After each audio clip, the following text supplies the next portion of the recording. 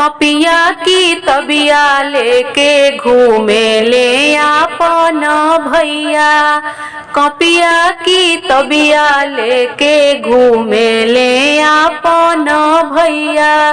के पढ़िए इंग्लिश पढ़ाई जी। के पढ़िए इंग्लिश पढ़ाई जी। अपनी आंगनवा से बोलेली समधी के बहिना। अपनी आंगनवा से बोलेली समधी के दीदी। हम पढ़बो इंग्लिश पढ़ाई जी। हम पढ़बो इंग्लिश पढ़ाई जी। काले बातों हो छलाई सिया से फीसिया हो। काले बातों हो छलाई सिया से फीसिया हो। काले बनाम के लिखाई जी।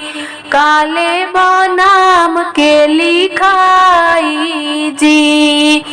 नैना माटका करिहई सिया से फीसिया हो।